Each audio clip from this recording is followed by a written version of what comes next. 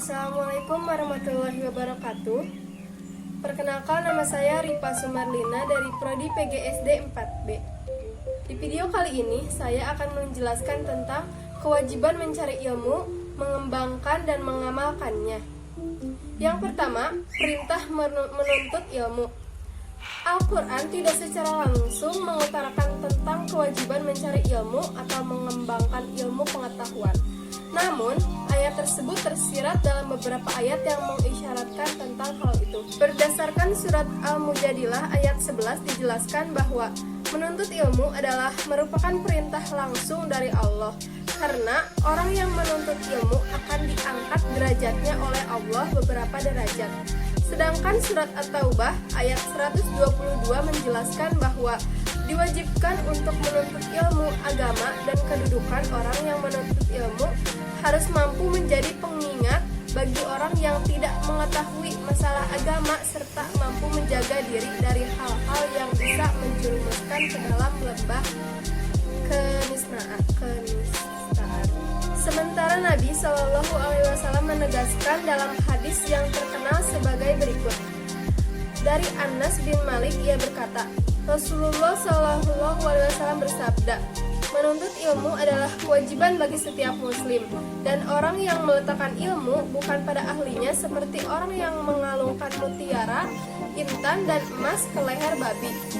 Hadis riwayat Ibnu Majah 220. Berdasarkan hadis tersebut di atas mengandung pengertian bahwa mencari ilmu itu wajib bagi setiap muslim. Kewajiban itu berlaku bagi laki-laki maupun perempuan, anak-anak maupun orang dewasa, dan tidak ada alasan untuk malas mencari ilmu. Ilmu yang wajib diketahui oleh setiap muslim adalah ilmu-ilmu yang berkaitan dengan tata cara peribadatan kepada Allah. Sedangkan ibadah tanpa ilmu akan mengakibatkan kesalahan-kesalahan dan ibadah yang salah tidak akan dapat diterima oleh Allah. Yang kedua, keutamaan orang yang berilmu. Penekanan terhadap pentingnya ilmu dapat terlihat juga dari kedudukan orang-orang yang mencari, memiliki, mengajarkan, dan mengamalkan ilmu atau ulama. Al-Quran menegaskan bahwa sangat berbeda sekali antara orang yang mengetahui dan orang yang tidak mengetahui. Orang-orang yang berilmu dan menyibukkan dirinya dalam majelis-majelis keilmuan, tentunya di samping juga mereka beriman, dalam penilaian Allah memiliki derajat yang terhormat. Quran Surat Al-Mujadilah ayat 11. Secara khusus, Nabi Muhammad SAW menjamin bahwa orang yang berilmu dan ilmunya tersebut bermanfaat bagi orang lain, maka pahalanya akan terus mengalir, walau orang yang bersangkutan telah meninggal dunia. Yang ketiga, kedudukan ulama dalam Islam. Nabi Shallallahu Alaihi Wasallam juga menegaskan bahwa ulama adalah pewaris para nabi. Hal ini sesuai hadis yang diriwayatkan oleh Abu Daud sebagai berikut. Para ulama adalah pewaris para nabi, dan para nabi tidak mewariskan dinas dan dirham. Mereka hanyalah mewariskan ilmu. Hadis riwayat Abu Daud 3157.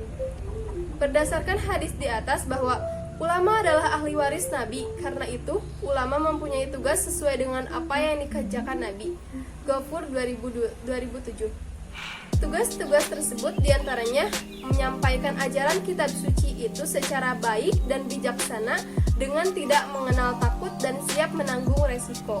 Yang kedua, menjelaskan kandungan kitab suci, keterangan-keterangan atau mukjizat dan kitab-kitab, dan kami turunkan kepadamu Al-Quran agar kamu menerangkan pada umat manusia apa yang telah diturunkan kepada mereka dan supaya mereka memikirkan.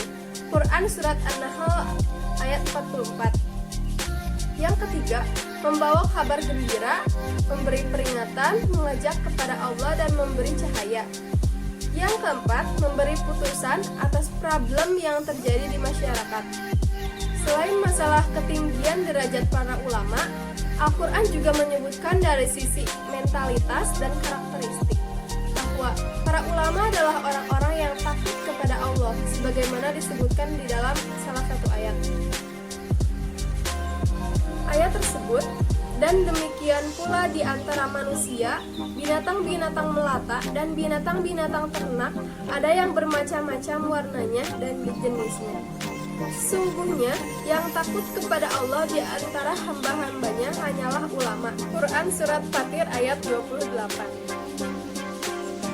Berdasarkan ayat dan hadis di atas, tidaklah merupakan sesuatu yang mustahil jika ulama adalah orang yang sangat tinggi ilmunya, utamanya ilmu agama. Karena ulama adalah pewaris Nabi. Dengan ilmu, manusia menjadi berbeda dengan makhluk lainnya. Al-Ghazali berkata, ilmulah yang membedakan manusia dari binatang. Dengan ilmu, ia menjadi mulia bukan dengan kekuatan fisiknya, sebab dari sisi ini unta jauh lebih kuat. Dan bukan kebesaran tubuhnya, sebab gajah pasti melebihinya. Juga bukan dengan keberaniannya, sebab serigala lebih berani darinya. Manusia diciptakan hanya untuk ilmu. Mungkin itu saja yang bisa saya sampaikan. Mohon maaf bila banyak kekurangan dan salah kata. Billahi fisabilil haq, fastabiqul khairat. Wassalamualaikum warahmatullahi wabarakatuh.